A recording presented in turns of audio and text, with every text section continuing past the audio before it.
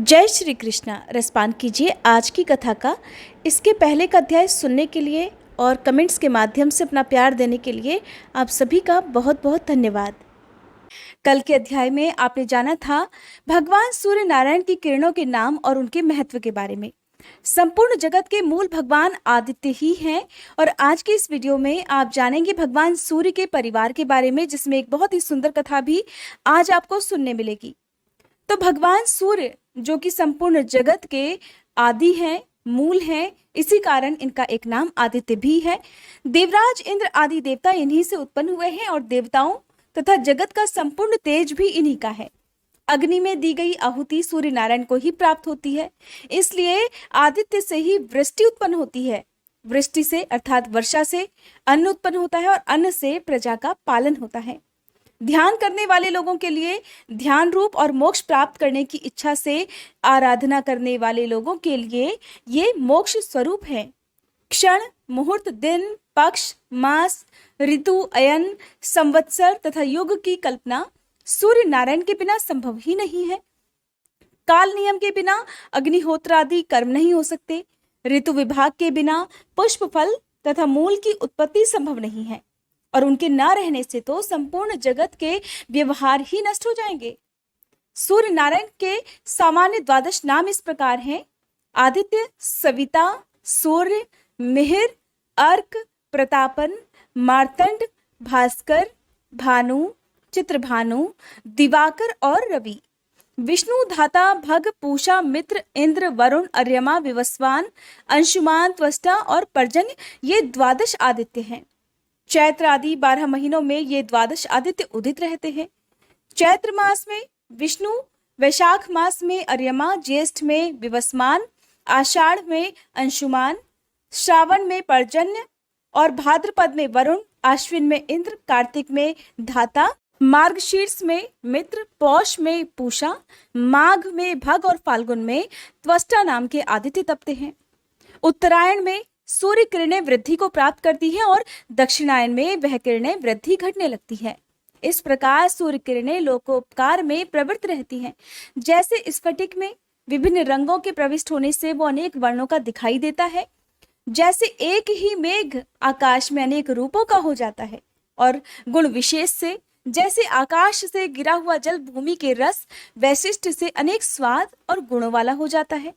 जिस प्रकार एक ही अग्नि ईंधन भेद के कारण अनेक रूपों में विभक्त हो जाती है और जैसे वायु पदार्थों के संयोग से सुगंधित और दुर्गंध युक्त हो जाती है, जैसे ग्रहाग्नि के अनेक नाम हो जाते हैं, उसी प्रकार एक सूर्य नारायण ही ब्रह्मा, विष्णु और शिव आदि अनेक रूप धारण करते हैं। इसलिए इनकी भक्ति अनेक प्रकार से करनी चाहिए। इस प्रकार जो सूर्य नारायण को जानता है वह रोग तथा पापों से शीघ्र ही मुक्त हो जाता है। पापी पुरुष की सूर्य नारायण के प्रति भक्ति कभी नहीं होती। इसलिए हे सांब, तुम सूर्य नारायण की आराधना करो, जिससे तुम इस भयंकर व्याधि से मुक्त होकर सभी कामनाओं को प्राप्त कर लोगे। अब जानिए भगवान सूर्य के परिवार के बारे में। सुमंतु मुनि कहने लगे, हे राजन, सांब ने नारद जी से पुनः पूछा, हे महामुने, आपने भगवान सूर्य नारायण के अत्यंत आनंदप्रद महात्म्य का वर्णन किया, जिससे मेरे हृदय में उनके प्रति दृढ़ भक्ति उत्पन्न हो गई। अब आप भगवान सूर्य नारायण की पत्नी महाभागा, राज्ञी और निक्षुभा तथा दिंडी और पिंगल आदि के विषय में भी बताइए। तब नारद जी कहने लगे, सांब, भगवान सूर्य नारायण की राज्ञी और निक्षुभा नाम की 2 पत्नियां हैं। इसमें से राज्ञी को द्यौ अर्थात स्वर्ग और निक्षुभा को पृथ्वी भी कहा जाता है। शुक्ल सप्तमी तिथि को द्यौ के साथ और मार्ग कृष्ण पक्ष की सप्तमी तिथि को निक्षुभा अर्थात पृथ्वी के साथ सूर्य नारायण का संयोग होता है, जिससे राज्ञी द्यौ से जल और निक्षुभा पृथ्वी से तीनों लोगों के कल्याण के लिए अनेक प्रकार की सस्य संपत्तियां अर्थात अन्न उत्पन्न होता है। सस्य अर्थात अन्न को देखकर अत्यंत प्रसन्नता से ब्राह्मण हवन करते हैं। स्वाहाकार तथा स्वाधाकार से देवताओं और पितरों की तृप्ति होती है। जिस प्रकार राज्ञी अपने 2 रूपों में हुई और ये जिनकी पुत्री हैं तथा इनकी जो संतानें हुई उनका हम वर्णन करते हैं, इसे अब आप प्रेम पूर्वक सुनिए। सांब, ब्रह्मा के पुत्र मरीचि, मरीचि के कश्यप, कश्यप से हिरण्यकशिपु, हिरण्यकशिपु से प्रहलाद, प्रहलाद से विरोचन नाम का पुत्र हुआ। विरोचन की बहन का विवाह विश्वकर्मा के साथ हो गया, जिससे संज्ञा नाम की एक कन्या उत्पन्न हुई। मरीचि की सुरूपा नाम की कन्या का विवाह अंगिरा ऋषि से हो गया, जिससे बृहस्पति उत्पन्न हुए। बृहस्पति की ब्रह्मवादिनी बहन ने 8वें प्रभास नामक वसु से पाणी ग्रहण किया, जिसका पुत्र विश्वकर्मा समस्त शिल्पों को जानने वाला हुआ। उन्हीं का नाम त्वष्टा भी है, जो देवताओं के बड़े ही हुआ करते हैं। इन्हीं की कन्या संज्ञा को रागी कहा जाता है। इन्हीं को द्यौ, त्वष्टासी, प्रभा तथा सुरेणु भी कहते हैं। इन्हीं संज्ञा की छाया का नाम निक्षुभा है।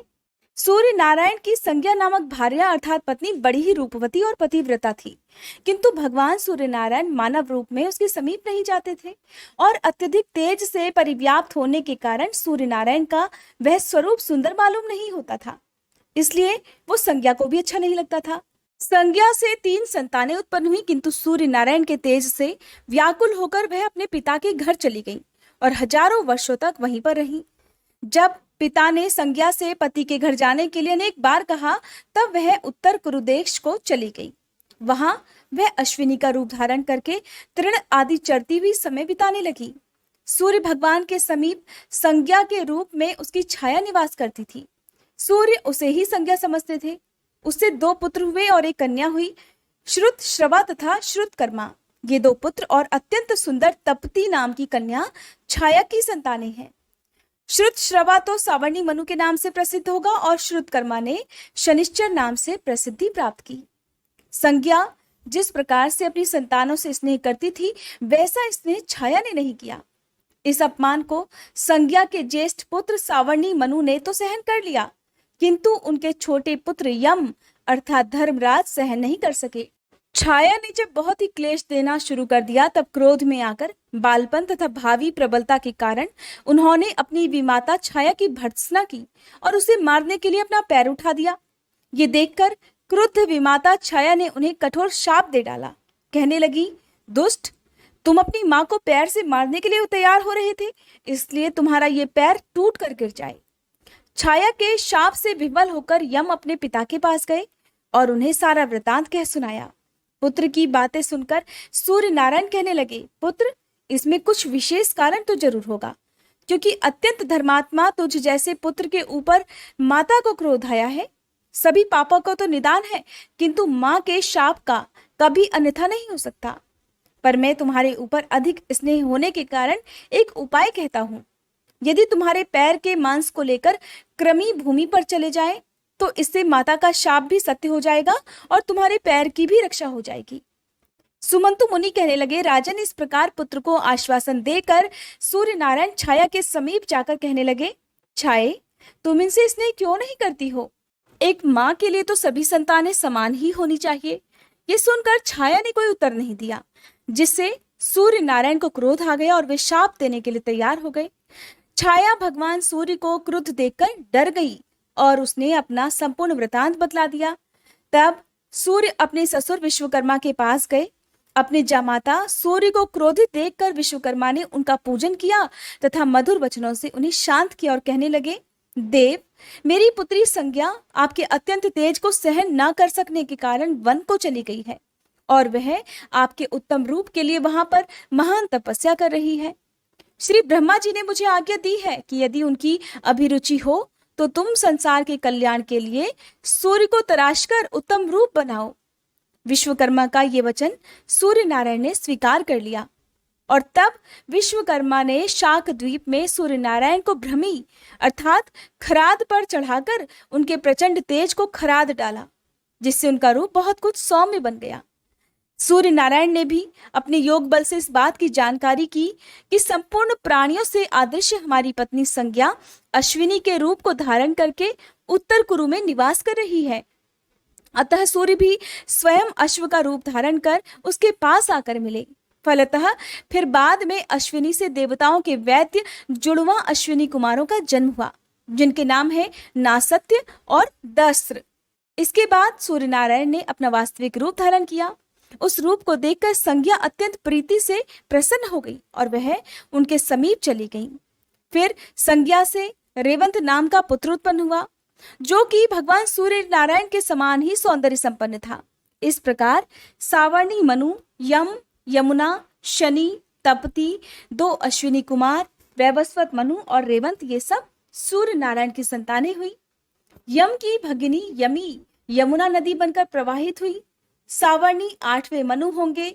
सावर्णी मनु मेरु पर्वत के पृष्ठ प्रदेश पर तपस्या कर रहे हैं। सावर्णी के भ्राता शनि एक ग्रह बन गए और उनकी भगिनी तपती नदी बन गई, जो विंध्यगिरी से निकलकर पश्चिमी समुद्र में जाकर मिल जाती है। और इस नदी में स्नान करने से बहुत ही पुण्य प्राप्त होता है। सौम्या नदी से तपती का संगम और गंगा नदी से वैवस्वती यमुना का संगम होता है। दोनों अश्विनी कुमार देवताओं के वैद्य हैं, जिनकी विद्या से ही वैद्यगण भूमि पर अपना जीवन निर्वाह करते हैं। सूर्य नारायण ने अपने समान रूप वाले रेवंत नामक पुत्र को अश्वों का स्वामी बनाया। जो मनुष्य अपने गंतव्य मार्ग के लिए रेवंत की पूजा करके प्रस्थान करता है, उसके मार्ग में कभी क्लेश नहीं होता, उसके मार्ग में कभी कोई संकट नहीं आता। विश्वकर्मा जी के द्वारा सूर्य नारायण को खराद पर चढ़ाकर जो तेज ग्रहण किया गया, उससे उन्होंने भगवान सूर्य की पूजा करने के लिए भोजकों को उत्पन्न किया। जो अमित तेजस्वी सूर्य नारायण की संतानोत्पत्ति की इस कथा को सुनता अथवा पढ़ता है, वह सभी पापों से मुक्त होकर अंत में सूर्य लोक को प्राप्त हो जाता है। जय श्री कृष्णा। आज की कथा समाप्त हुई। इसके आगे का वृतांत जानने के लिए कृपया आप अगली वीडियो का इंतजार जरूर कीजिएगा।